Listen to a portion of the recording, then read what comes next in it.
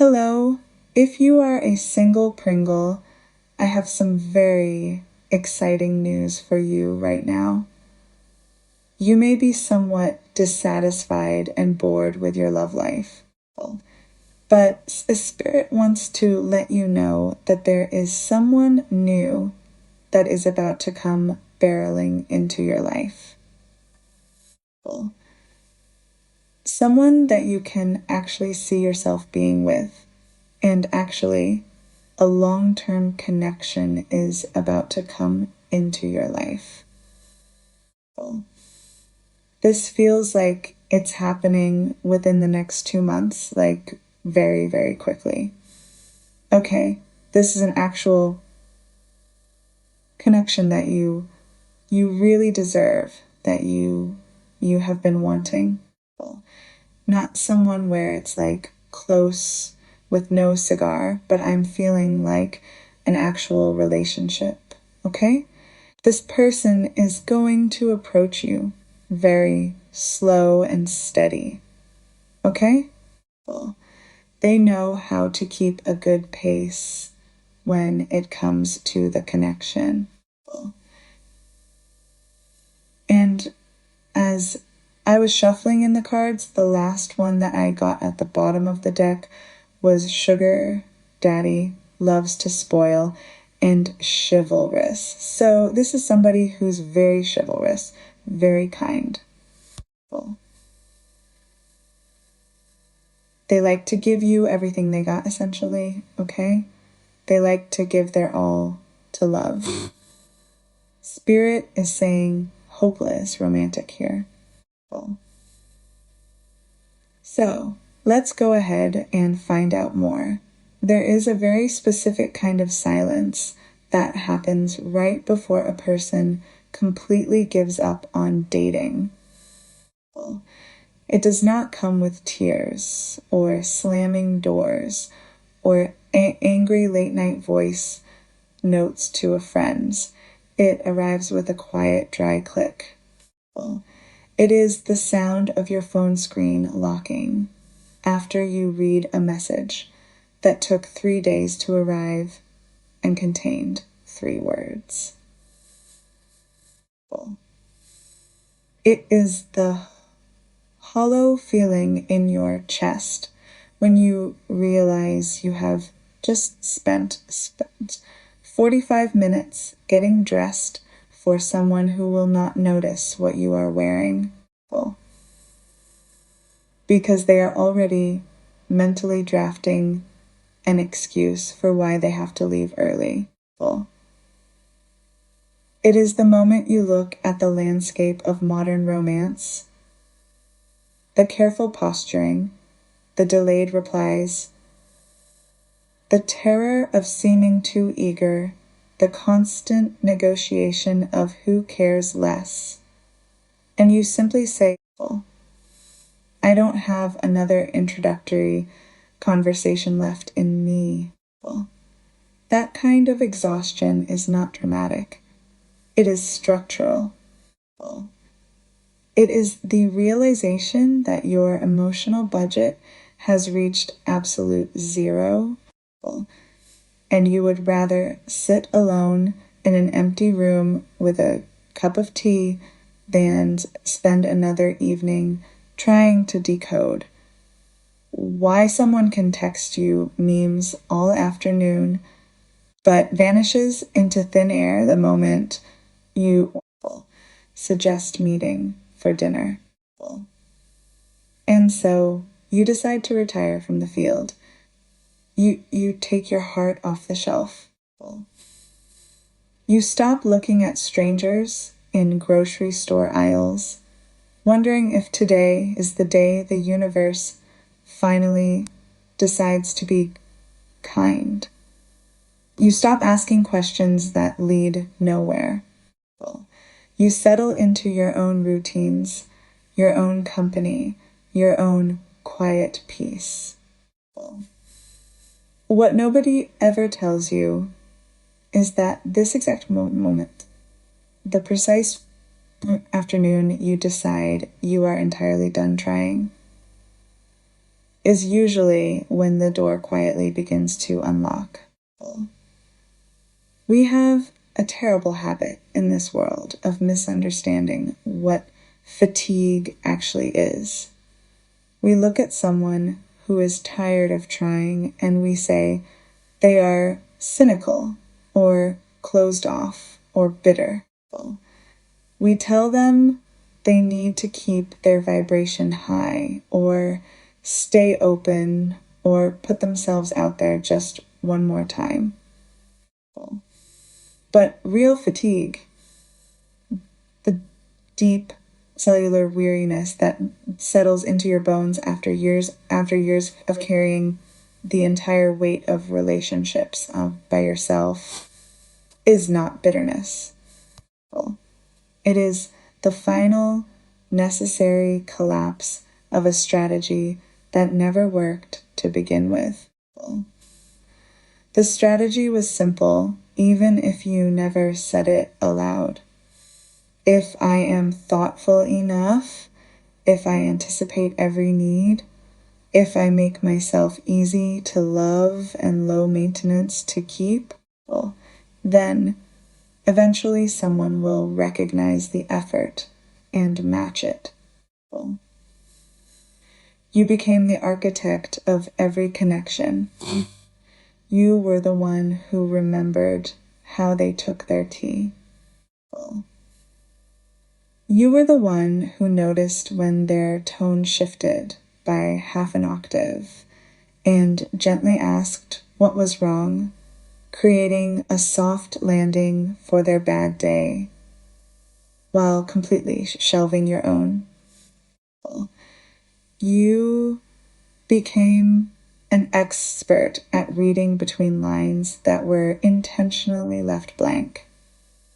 You learned how to turn breadcrumbs into a full meal and called yourself resourceful for doing it.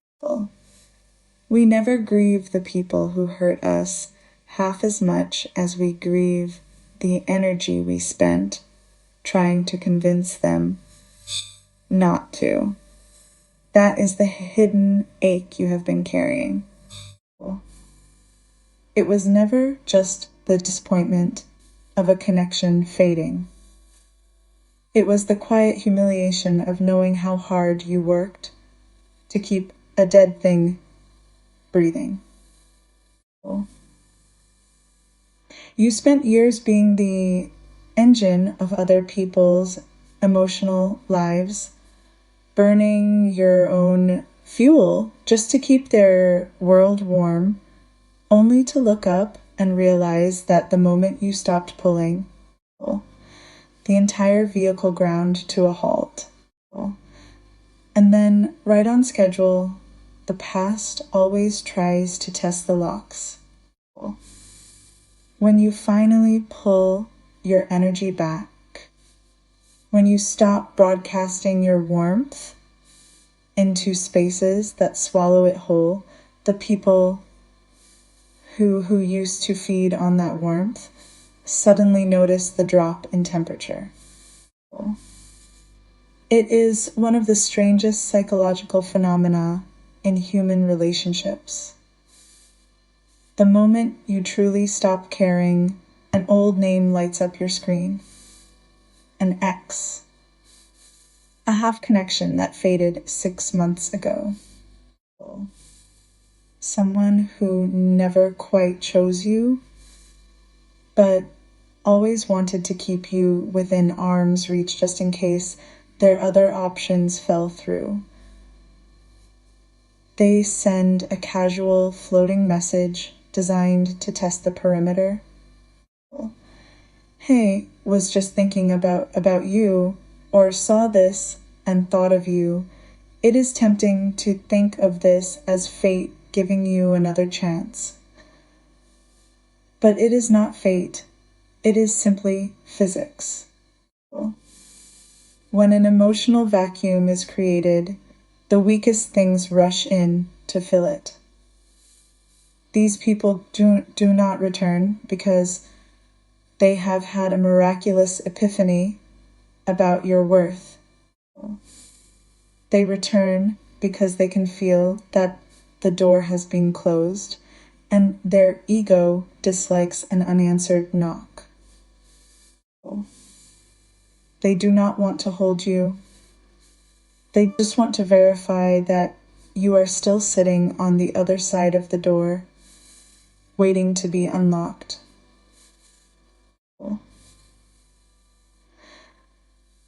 The old version of you would have analyzed the message for hours.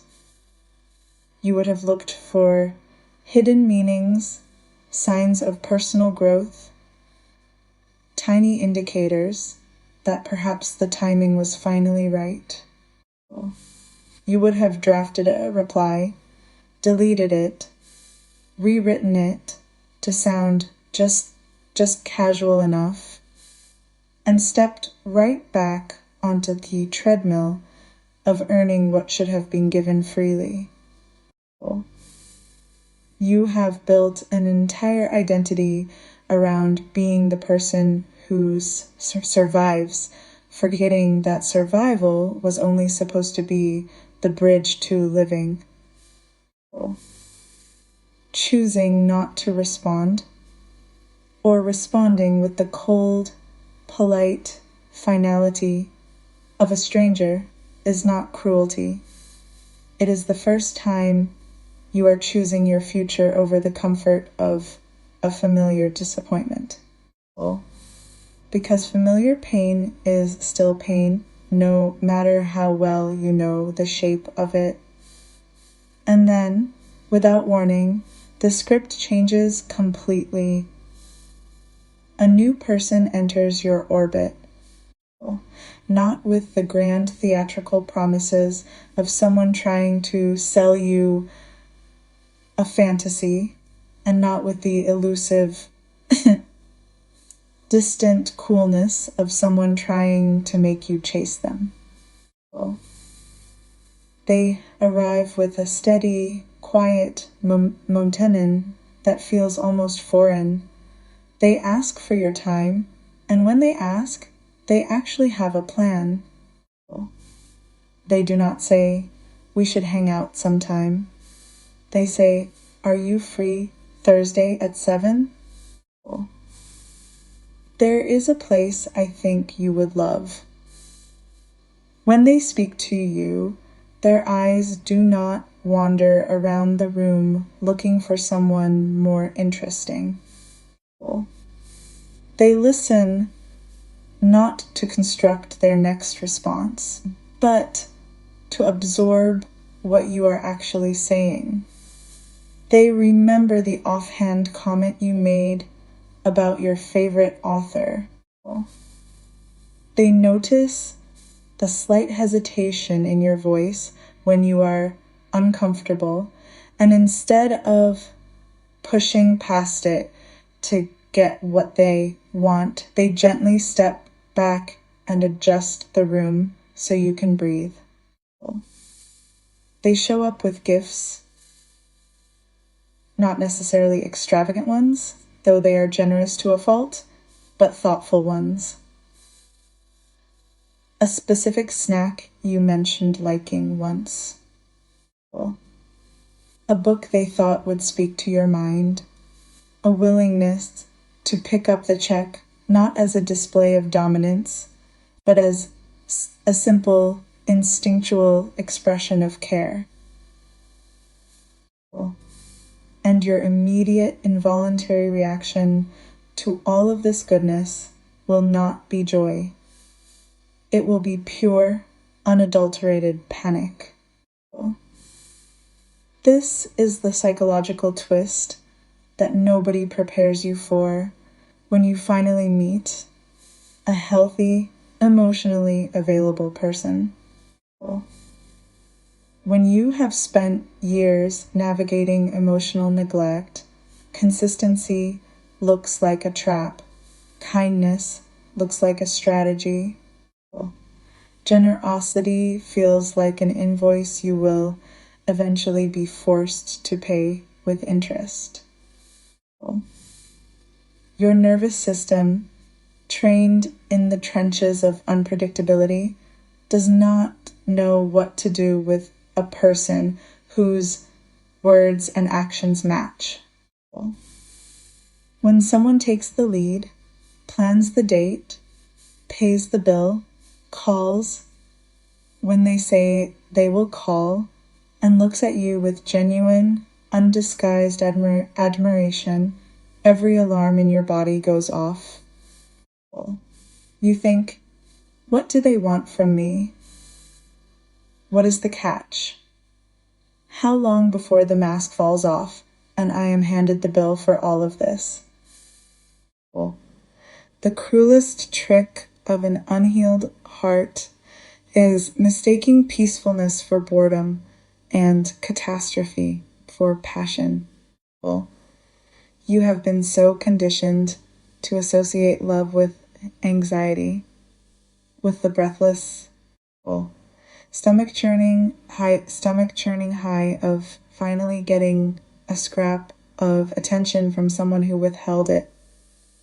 That when real peace sits down across from you at dinner, it feels unnatural. It feels like standing on solid ground after living on a boat for 20 years. The ground is not moving, but your legs keep bracing for the wave.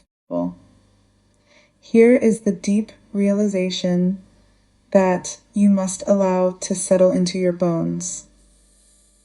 The difficulty in this next chapter is not going to be finding someone who loves you properly. The difficulty is going to be surviving the vulnerability of letting them do it. Because when someone shows up and handles everything with grace, when they take care of the details, when they protect your time, when they give generously without demanding an emotional tax in return, they take away your primary defense mechanism.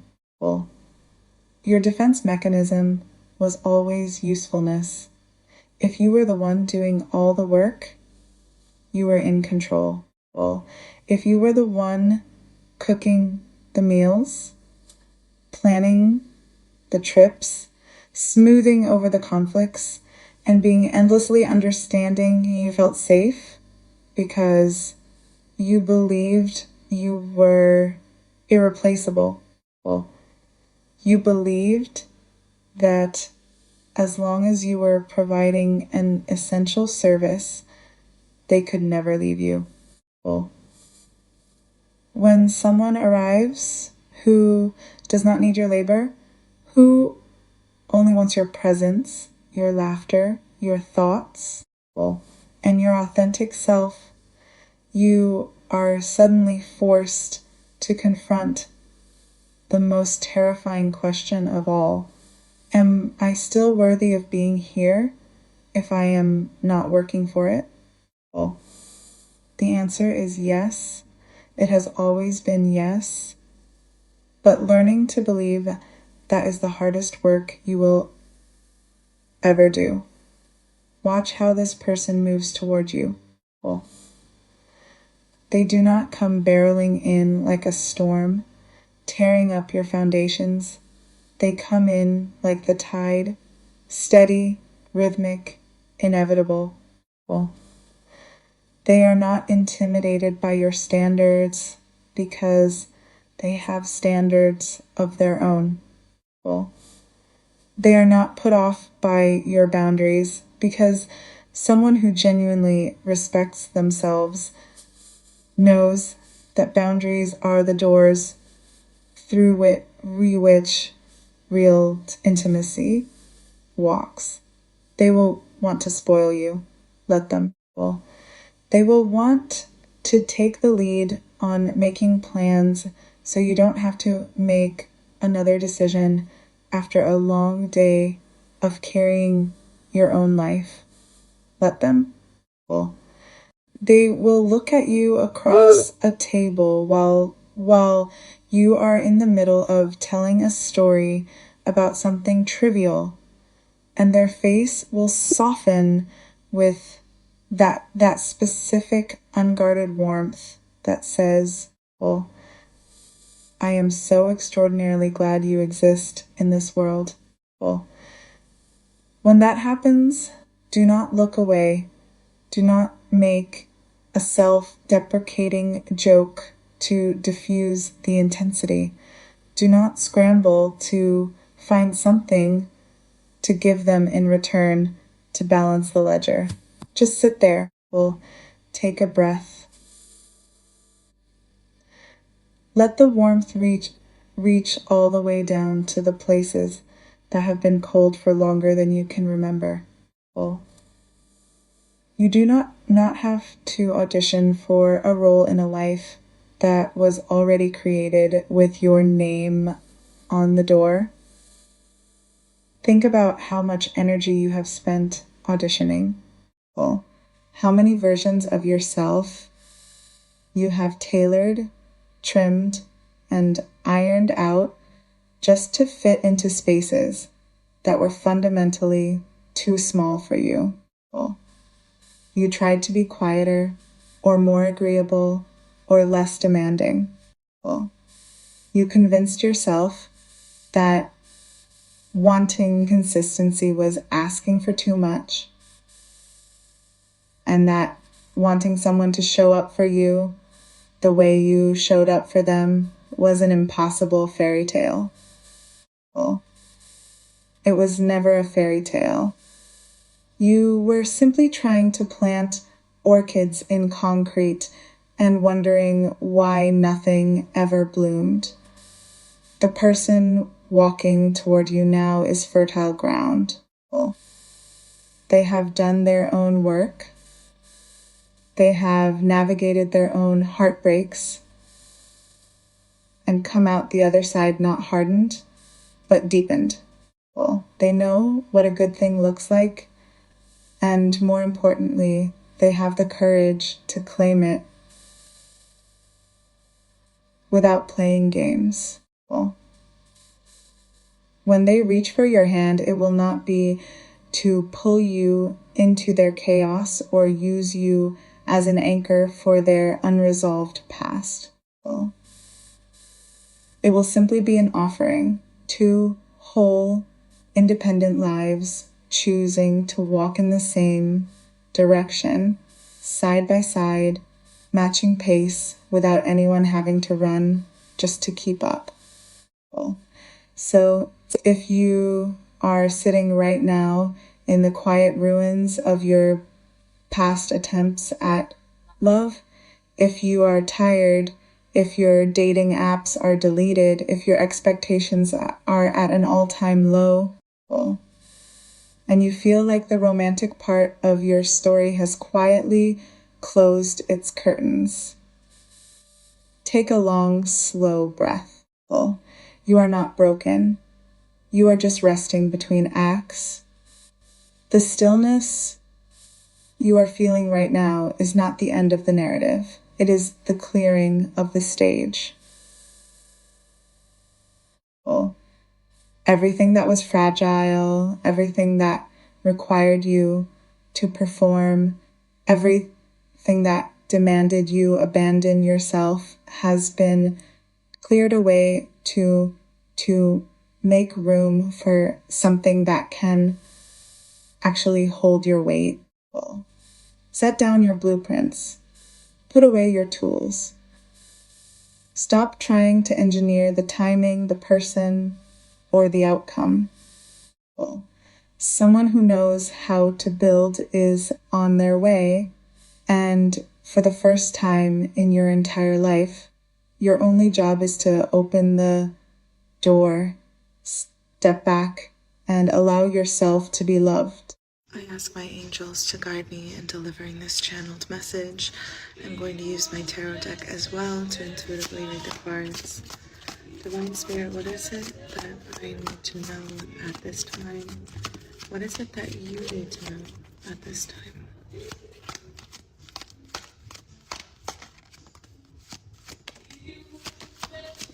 I love when the Lovers comes out.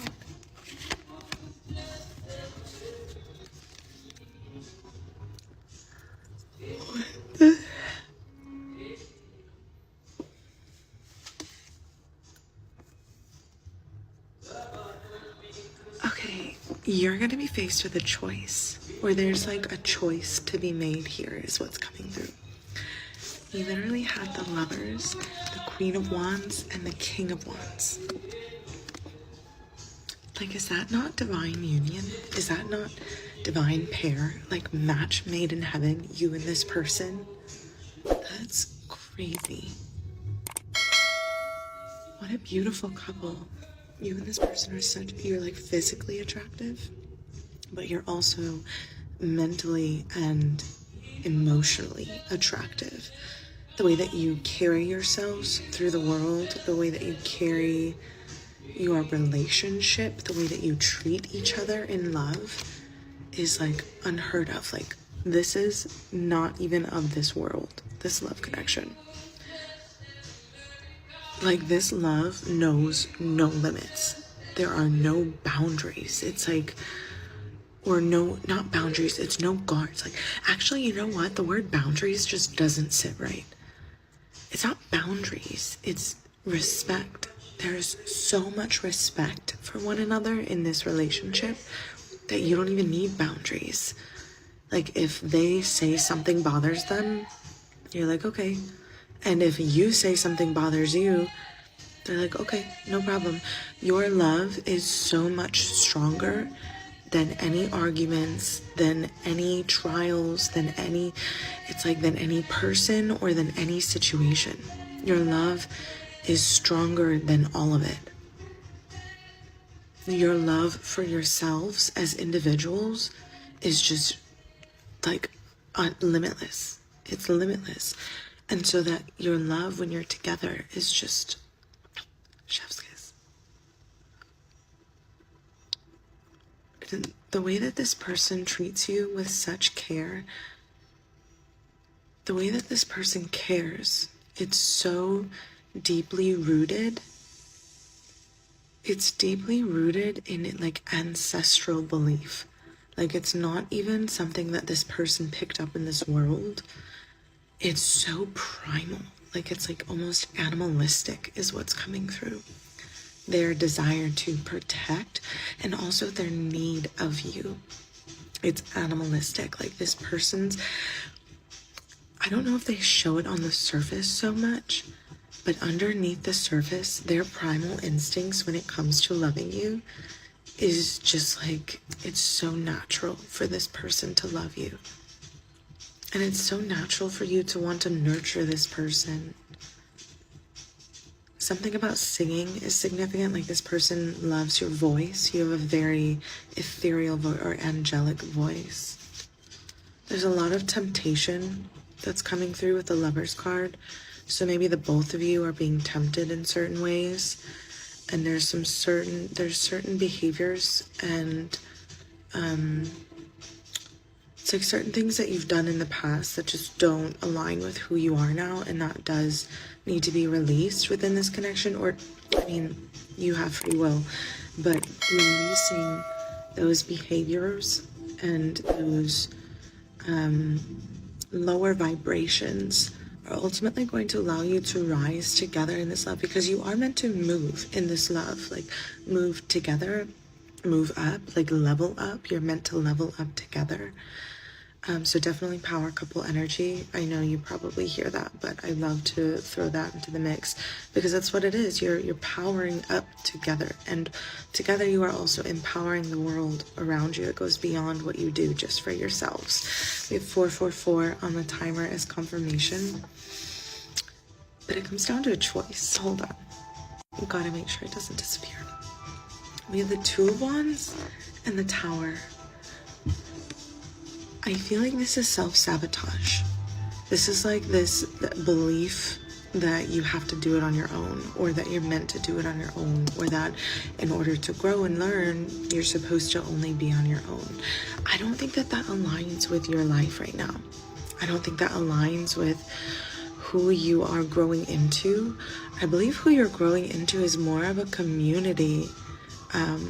It's like a need for community, people, like-minded individuals who understand you. Like, you're growing your tribe is what's coming through. Something about this person doesn't feel as community oriented for some reason. We have the Two of Cups and the Two of Swords. I feel like you are very loving, very feeling, very giving when it comes to human connection, but your person is very much, it's almost like they look at what people have, not at who people are. And you look at who people are and not what they have. I feel like that's a lesson for the both of you. I think that there needs to be balance in that, because it's always good to use discernment. You should surround yourself with those that you wish to experience a certain level of energy with. But it does go beyond that. I feel like the two of you, oh, you want to know what it is? Oh my God, no. Holy shit. Both of you thought that you were supposed to do this on your own. Stop, I got chills. Both of you thought that you were supposed to journey on your own. And it's literally when you chose yourselves that you instantly came into union. It was like the moment you broke free from your past and separated yourself from everyone and everything that did not align, union happened. Like, it is inevitable. And you both thought that you were supposed to do it on your own. Your Tower moment is realizing that both of you have had your hearts ripped out. That both of you have had your guard up. But underneath that energy, it's just pure love. The way that these souls intertwine, it almost like can't even be expressed into words. That's what it is. You thought that you were supposed to do it on your own, both of you, because of your pasts. But you're meant to do this together. As this person pours into you, so shall they receive. As you pour into you, so shall you receive. This is for specifically divine feminine for sure with that last part. I'm going to say that one more time. So shall your masculine love pour, so shall your masculine pour into you, so shall they receive. So shall you pour into you, so shall you receive. You are the heart of this relationship, my divine feminine. You are the heart. And they receive the abundance through you. Realize your power in this connection. That's what comes next for you, is realizing the power you hold when you live from your heart and not from your mind.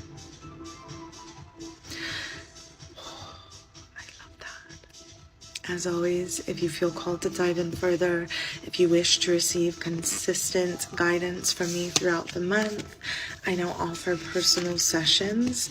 You can check them out in my website. You can click the link in my bio, and I look forward to reading for you if you feel called.